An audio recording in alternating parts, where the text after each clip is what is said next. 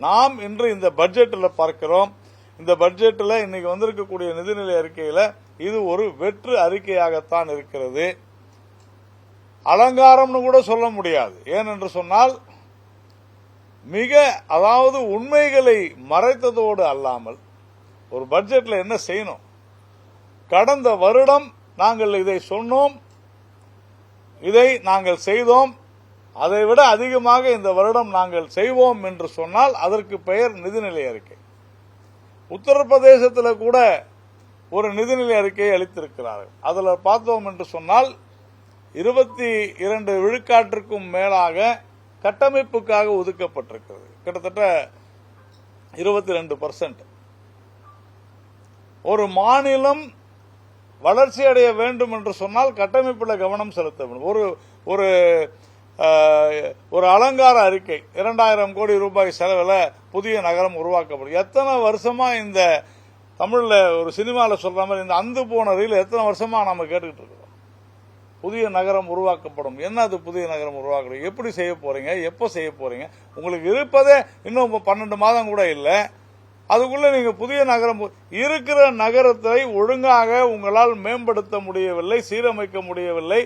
அப்படி இருக்கும் பொழுது புதிய நகரத்தை நாங்கள் மேம்படுத்துகிறோம் என்று ஒரு வெற்று அறிக்கையை நாடகத்தை அரங்கேற்றிக் கொண்டு நிறைய விஷயம் பார்க்கலாம். இன்னைக்கு இன்னும் பினான்சியல்ஸ் வரல. நாம் பார்த்தோம் என்றால் அவர் சொல்லுகிறார், நிதியமைச்சர் சொல்றார், 154 பக்கம் பாருங்க. 154வது பக்கத்தில் இன்னைக்கு நிதியமைச்சர் சொல்லி இருக்கிறார், 6 விழுக்காடு மத்திய அரசாங்கத்தினுடைய வரக்கூடிய கிராண்டும் வரி பகிர்வும் 6 விழுக்காடு அதிகரித்து இருக்கிறது. ஆனால் இவ்வளவு நாளா என்ன சொல்லிட்டு இருந்தாங்க, மத்திய அரசு எங்களுக்கு பணமே கொடுக்கல, ரொம்ப கஷ்டமா இருக்குது. ஆனால் 6 விழுக்காடு அதிகமாக வந்து இருக்கிறது.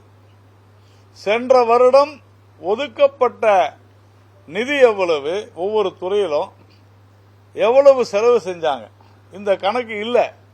ஆனால் நாம் உள்ளே புகுந்து தரவுகளை பார்க்கும் பொழுது சென்ற வருடம் ஒதுக்கப்பட்ட நிதியை விட, அதாவது அறிவிக்கப்பட்ட நிதியை விட கிட்டத்தட்ட 10 விழுக்காட்டிற்கும் குறைவாக அவர்கள் செலவு செய்திருக்கிறார்கள்.